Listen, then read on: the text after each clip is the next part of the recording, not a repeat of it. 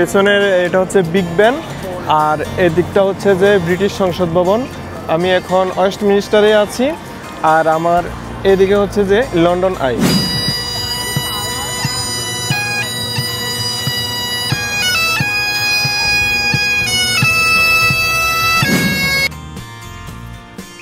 London শহর এক জাদুর শহর, যেখানে শিল্প মিশেছে সাহিত্যে, বিজ্ঞান ছুঁয়েছে ইতিহাসকে, আর প্রতিটি কোণ জুড়ে রয়েছে রাজকীয় ঐতিহ্যের ছোঁয়া। আজ এসেছি আমি সেই শহরে। আমার এই যাত্রা শুরু করেছি ফেডিংটন স্টেশনের ব্যস্ত প্রান্ত থেকে, তারপর দুর্দান্ত গতিতে ছুটে চলেছি এলিজাবেথ লাইন। শহরের হৃদয়ভাগ ফেরিয়ে পৌঁছে গিয়েছি বাংলাদেশি অধ্যুষিত হোয়াইটচ্যাপেলের বৈচিত্র্যপূর্ণ রাস্তায়। সময়ের রেখা ছুঁয়ে দেখতে গিয়েছি গ্রিনউইচ রয়্যাল অবজারভেটরি, পৃথিবীর সময়ের মান যেখান থেকে নির্ধারণ করা হয়েছিল। এরপর পা রেখেছি রাজপ্রাসাদের সামনে, বাকিংহাম প্যালেস, আর দিন শেষ করেছি টেমস নদীর ধারে, বিগ ব্যান, ব্রিটিশ সংসদ ভবন, লন্ডন আই আর ওয়েস্টমিনিস্টার অ্যাবে দেখে। চলুন আমার সাথে ঘুরে দেখি লন্ডনের ইতিহাস, ঐতিহ্য, প্রযুক্তি আর সৌন্দর্য। আজ শুরু করছি আমার এই ভ্রমণ নিয়ে সাজানো গল্পের 4 পর্বের প্রথম পর্ব। আসসালামু আলাইকুম, কেমন আছেন সবাই? আমি হচ্ছে আজ ছুটি পেয়ে লন্ডনের দিকে যাচ্ছি। আর লন্ডন যেতে যেতে হচ্ছে কিছু ভিডিও করবো, যেতে যেতে বেশ কিছু গুরুত্বপূর্ণ স্থাপনা দেখব এবং লন্ডন গিয়েও আরও কিছু জায়গায় ঘুরতে যাব। আর সেগুলোর ইতিহাস, ঐতিহ্য এবং সৌন্দর্য আপনাদের সামনে উপস্থাপন করার চেষ্টা করবো। চলুন আমরা হচ্ছে লন্ডনের যাত্রা শুরু করব। আজকের যাত্রা শুরু হয়েছে ডিডকট পার্কওয়ে স্টেশন থেকে। এই স্টেশন অক্সফোর্ডের খুব কাছেই আর লন্ডন থেকে প্রায় 50 মাইল দূরে।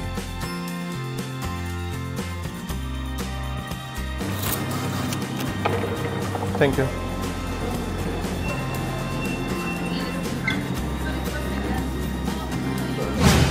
আমি লন্ডনের যে টিকিট কিনেছি এটাতে হচ্ছে ব্যতিক্রম কিছু সুযোগ সুবিধা আছে। দেখেন, আপনাদের কাছে হয়তো বিষয়টা ভালো লাগবে। যদি আমাদের দেশে এই সিস্টেমটা থাকতো আমরা হচ্ছে অনেক উপকৃত হতাম। এটা হচ্ছে এই টিকিটটার দাম হচ্ছে যে 35 পাউন্ড। এই 35 পাউন্ড দিয়ে হচ্ছে যে আমি লন্ডন যেতে পারবো এবং ব্যাক আসতে পারবো আগামী 1 মাসের মধ্যে। এখন আমার কাছে হচ্ছে রেল কার্ড আছে। রেল কার্ড থাকার কারণে আমি সেম টিকিট নিয়েছি হচ্ছে মাত্র 25 পাউন্ড দিয়ে, অর্থাৎ আমি 30% ছাড় পেয়েছি। এটা হচ্ছে রেল কার্ডের একটা সুবিধা। আমাদের ট্রেন 11টা 1 মিনিটে ছাড়ার কথা, এর আগে দেখেন ট্রেন চলে এসেছে।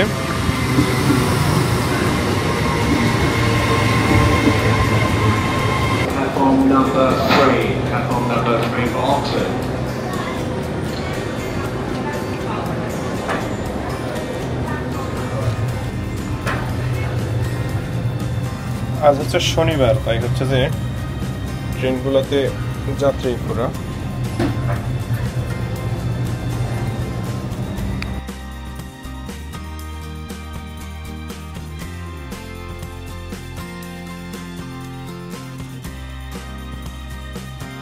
ট্রেনে উঠে বসতেই সেটি ধীরে ধীরে গড়াতে শুরু করলো। দুপুরের নরম রোদ গায়ে মেখে জানালার বাইরে সবুজ মাঠ আর ছায়ামাখা গাছপালা পেরিয়ে আমি এগিয়েছিলাম লন্ডনের দিকে। প্রকৃতির সেই নির্জন সৌন্দর্য যেন একান্ত সঙ্গী হয়েছিল গোটা পথে।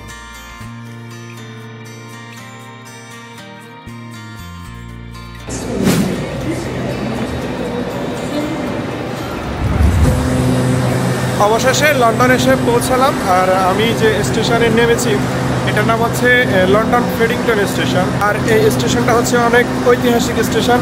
চলুন আমরা হচ্ছে এই স্টেশনের সৌন্দর্যটা একটু দেখব এবং এর ইতিহাসটা একটু জানার চেষ্টা করব। লন্ডনের অন্যতম আইকনিক রেল স্টেশন ফেডিংটন প্রায় 150 বছরেরও বেশি সময় ধরে শহরের পশ্চিম প্রান্তে একটি প্রধান যোগাযোগ কেন্দ্র হিসেবে কাজ করে আসছে। এর স্থাপত্য, ইতিহাস ও কার্যকারিতা সব মিলিয়ে এটি শুধু একটি স্টেশন নয়, বরং ব্রিটিশ রেল ইতিহাসের জীবন্ত এক স্মরণ। স্টেশনের দৃশ্যটা দেখেন, কি পরিমাণ যাত্রী এখানে হচ্ছে দৈনিক যাতায়াত করে, আপনারা দেখলে অনুমান করে নিতে পারবেন। স্টেশনটা দেখতে যেমন সুন্দর, তেমনি হচ্ছে যে এটা ব্যস্ত। অসংখ্য যাত্রী, কেউ ট্রেনের অপেক্ষায়, কেউ হচ্ছে ট্রেন থেকে নেমেছে নিজের গন্তব্যের উদ্দেশ্যে যাচ্ছে।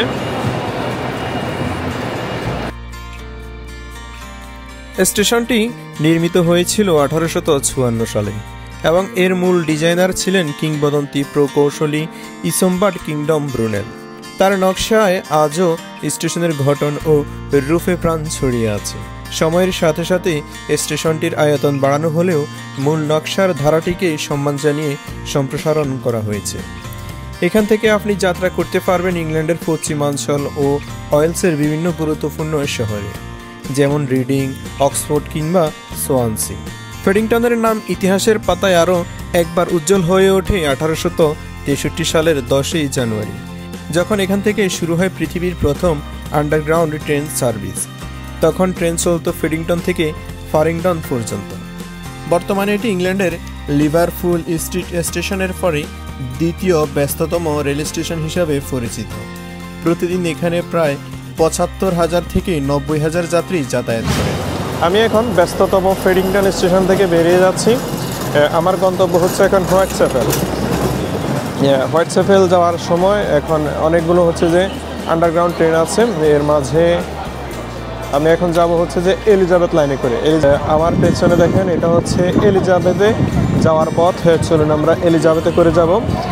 যেতে যেতে আপনাদেরকে এটার বিস্ময়কর ইতিহাসটা আপনাদেরকে শোনাবো। আপনি কি জানেন, লন্ডনে এমন একটি রেল লাইন চালু হয়েছে যা মাত্র কয়েক মিনিটেই মানুষকে শহরের এক প্রান্ত থেকে আরেক প্রান্তে পৌঁছে দেয়? হ্যাঁ, সেটি হচ্ছে এলিজাবেথ লাইন। ব্রিটিশদের বিস্ময়কর এক আবিষ্কার এবং 1863 সালে চালু হওয়া আন্ডারগ্রাউন্ড ট্রেনের এটি এক নতুন সংযোজন। চলুন আজ এলিজাবেথ লাইনে ভ্রমণের অভিজ্ঞতা এবং এর ইতিহাস শোনাবো আপনাদের। এলিজাবেথ লাইন হচ্ছে মাটির অনেক গভীরে। আমার পেছনে দেখেন গ্লাসের ভিতরে হচ্ছে ট্রেনগুলো আসে। আর আমি পরবর্তীতে যে ট্রেনটাতে করে যাব সেটা আসতে আরও 2 মিনিট আছে। এরপরে ট্রেন হচ্ছে 5 মিনিট, অর্থাৎ এটা হচ্ছে একটু পরপর হচ্ছে যে ট্রেনগুলো আসে। এটা হচ্ছে ট্রেন স্টেশনে ট্রেন চলে এসেছে এলিজাবেথ লাইনে। আমরা হচ্ছে ট্রেনে উঠবো। দেখেন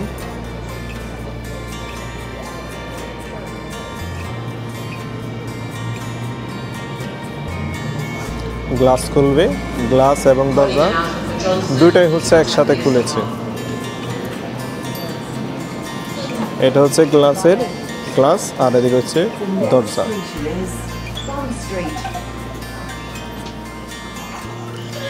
এটা হচ্ছে এলিজাবেথ ট্রেন। আমরা হেঁটে হেঁটে একটু দেখি, আপনাদেরকে দেখাই।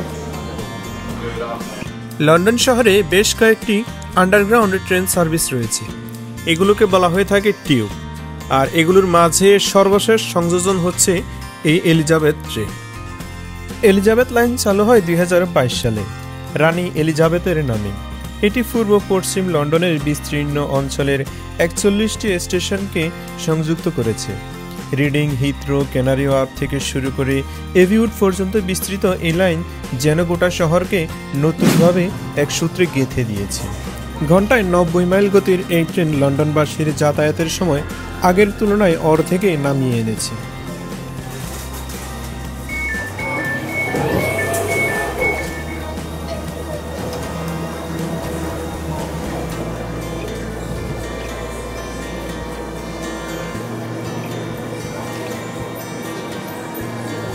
আমি চলে এসেছি এখন হোয়াইটচ্যাপেল। দেখেন, এটা হচ্ছে যে মাটির 90 থেকে 120 ফিট নিচে। কি আধুনিক প্রযুক্তি তারা এখানে গড়ে তুলেছে, খুবই আশ্চর্যজনক। আর হচ্ছে যে এখানে মাটির নিচে হলে কিন্তু মোবাইলের নেটওয়ার্ক সম্পূর্ণভাবে নেটওয়ার্ক আছে।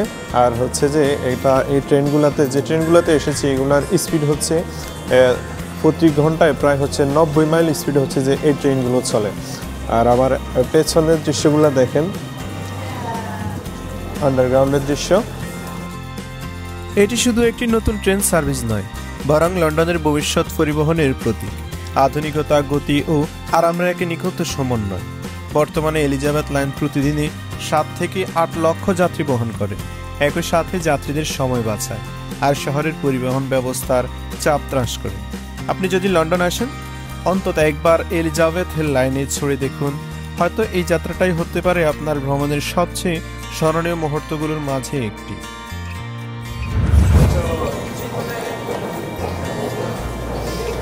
আর এখানকার লিফটটা দেখেন কত উঁচু, 4-5 তলার সমান হবে মনে হয় এটার উচ্চতা দেখেন। অর্থাৎ এই লিফট দিয়ে আমি হচ্ছে 120 ফুট নিচ থেকে হচ্ছে সরাসরি উপরে যাচ্ছি।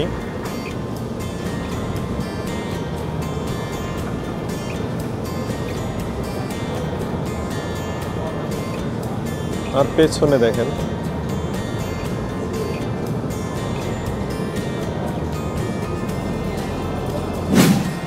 আরেকটি বিষয় আপনাদেরকে বলা হয় না, এটা হচ্ছে টিকিটিং সিস্টেমটা। এখানে কার্ড সিস্টেম আছে, আবার ব্যাংক কার্ড সোয়াইপ করলেও হচ্ছে যে টিকিটের কাজ হয়ে যায়।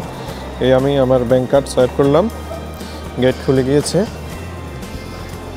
আমি বেরিয়ে গেলাম। আমি এখন আছি হোয়াইট চ্যাপেল। আর আপনাদেরকে যে বিষয়টা দেখাতে চাই, আমার পেছনে দেখেন হোয়াইট চ্যাপেল কিন্তু বাংলায় লেখা। আর এদিক থেকে যদি আপনাদেরকে দেখাই, ক্যামেরাটি দিয়ে দেখেন, হোয়াইট চ্যাপেল স্টেশনের নাম বাংলা এবং ইংরেজি দুইটাতেই লেখা আছে।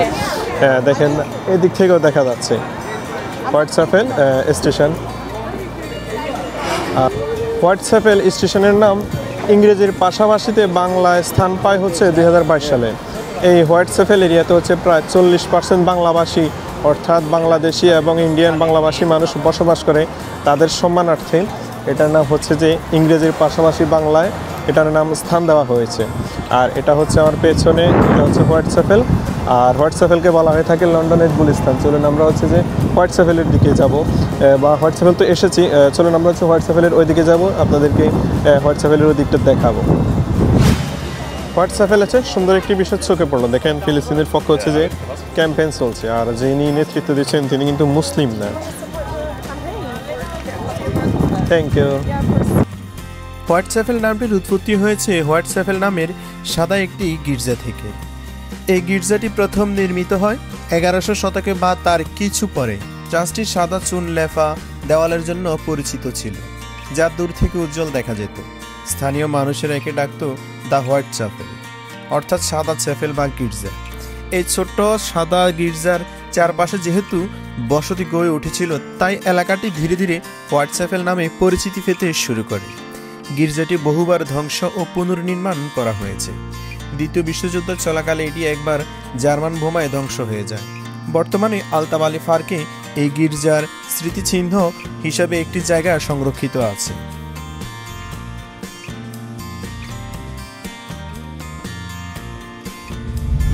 দেখেন আমার পেছনের ফুটপাথগুলো, এগুলো থেকে আমরা হচ্ছে যে বাংলাদেশের একটা মোটামুটি ফ্লেভার পাই।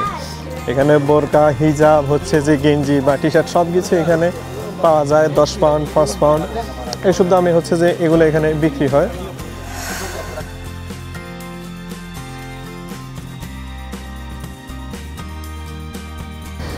এটাই হচ্ছে হোয়াইট চ্যাপেল। আর হচ্ছে যে আমাদের দেশের গুলিস্তানের মতো দেখেন সব কিছু হচ্ছে যেখানে খোলামেলা বিক্রি হচ্ছে।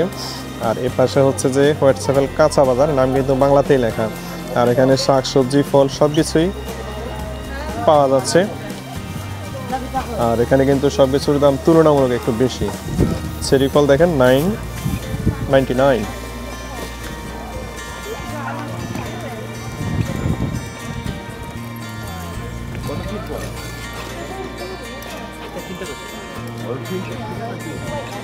এখানে সবগুলোতে দেখেন আমাদের যেমন ফুটপাতে হচ্ছে যে জিনিসপত্র বিক্রি হয়, এখানেও ওই রকমই হচ্ছে। লন্ডনে শুধু বাংলাদেশে অধ্যুষিত এলাকাগুলোতে রেগুলার এমন সব দেখা যায়। এগুলো বিকেল হলে আবার ক্লোজ করে ফেলবে। 5 পাউন্ড, 10 পাউন্ড সবগুলো হচ্ছে যে প্রাইস দেওয়া আছে। আর এখানে দেখেন বাংলাদেশের সকল ধরনের শাকসবজি এখানে বিক্রি হচ্ছে। কাঁচা বাজারগুলোতে দেখেন বাংলাদেশের মতো সব শাকসবজি এখানে পাওয়া যায়। রসুন, কচুর ছোয়া, লাউ, বেগুন, সিম, সসিন্দা, ভেন্ডি, টমেটো সব কিছুই হচ্ছে যে খোলা বাজারে বিক্রি হচ্ছে।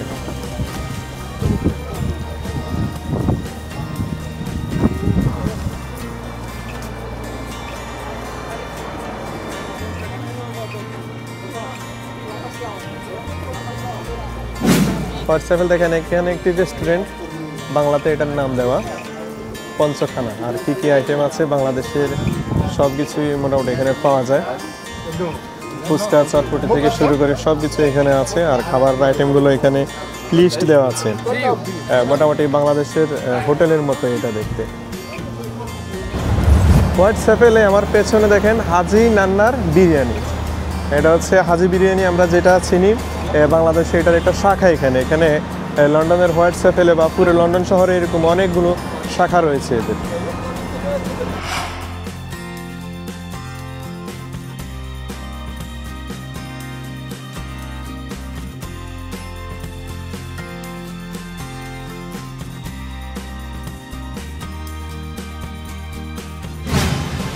আমি এখন ইস্ট লন্ডন মসজিদের সামনে আছি। আর পেছনে দেখেন, পেছনে হচ্ছে যে মসজিদে। চলুন আমরা হচ্ছে মসজিদটা একটু দেখবো আর এটার একটু ইতিহাসও জানার চেষ্টা করব।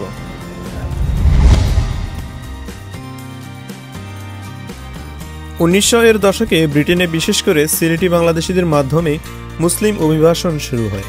হোয়াইট চ্যাপেল এলাকায় মুসলিম সংখ্যা বাড়তে থাকলে 1910 সালে একটি ছোট বাড়িকে মসজিদে রূপান্তর করা হয়। এটি ছিল ব্রিটেনের অন্যতম প্রথম স্থায়ী মসজিদ। জনসংখ্যা বাড়ায় 1920 থেকে 30-এর দশকে মসজিদ বড় করার প্রয়োজন দেখা দেয়। 1970-এর দশকে মসজিদের কার্যক্রম বিস্তৃত হয় এবং 1985 সালে বর্তমান বৃহৎ মসজিদ ভবনের নির্মাণ কাজ সম্পন্ন হয়।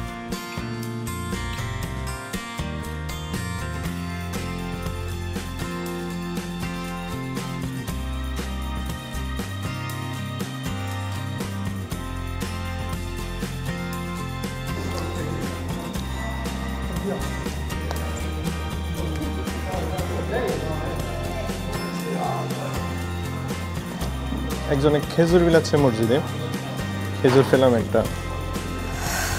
আমি এখন দাঁড়িয়ে আছি লন্ডনের আলতাবালি পার্কে।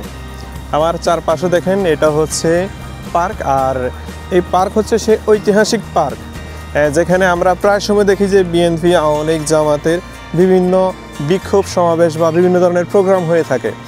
এটাই হচ্ছে সেই আলতাবালি পার্ক এবং এখানে এসব প্রোগ্রাম হয়ে থাকে। আর এই পার্কটির নামকরণ করা হয়েছে একজন বাংলাদেশের নাম অনুসারে। ওনার নাম হচ্ছে আলতাব আলী। আর উনি হচ্ছে একজন ফ্যাক্টরি শ্রমিক ছিলেন। 1978 সালে উনি কর্মস্থল থেকে বাসায় ফেরার পথে পূর্ব লন্ডনে বর্ণবাদীদের হাতে হত্যাকাণ্ডের শিকার হন। তারপরে ওনার স্মৃতিস্মরণে বা হচ্ছে যে ওনার নাম অনুসারে 1998 সালে এই পার্কটির নাম করা হয় আলতাব আলী পার্ক।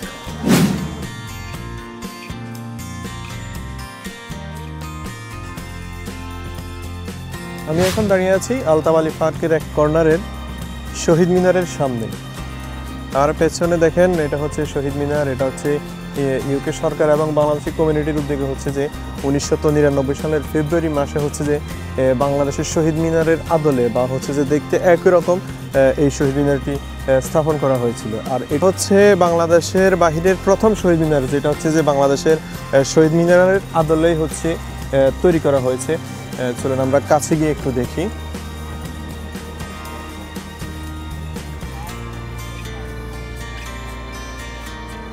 এটাই হচ্ছে শহীদ মিনার।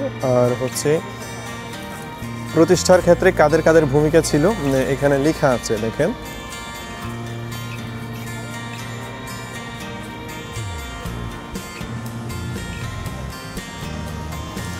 প্রতিষ্ঠার সময় বাংলাদেশি প্রতিনিধিদের ভূমিকা ছিল তাদের নাম এখানে লেখা আছে। অনেকগুলা সংগঠনের নাম লেখা আছে, আওয়ামী লীগের নাম লেখা আছে, বিএনপির নাম লেখা আছে, আরও বিভিন্ন সামাজিক সংগঠন এবং এলাকাভিত্তিক সংগঠনের নাম এখানে লেখা আছে দেখেন। এটা হচ্ছে আলতাব আলী পার্কের একাংশে। আর হচ্ছে আমি আপনাদেরকে যেটা জানিয়েছি হচ্ছে যে এই হোয়াইট চ্যাপেলের নাম করা হয়েছিল যে চ্যাপেলটির নাম অনুসারে। সেই চ্যাপেলটির ধ্বংসাবশেষ হচ্ছে যে এই পার্কের এই অংশটাতেই আছে। আর এটা এখন হচ্ছে যে দ্বিতীয় বিশ্বযুদ্ধের সময় এটা ধ্বংস হওয়ার পর আর এটা হচ্ছে যে নির্মাণ করা হয় না, বা হচ্ছে যে এটাকে সম্পূর্ণভাবে হচ্ছে যে পার্ক তৈরি করে ফেলেছে এই এরিয়াটাকে।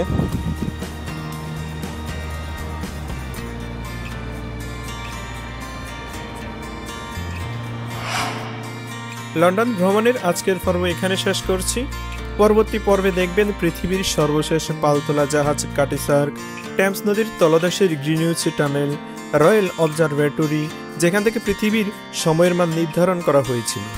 ভালো থাকবেন সবাই, আল্লাহ হাফেজ।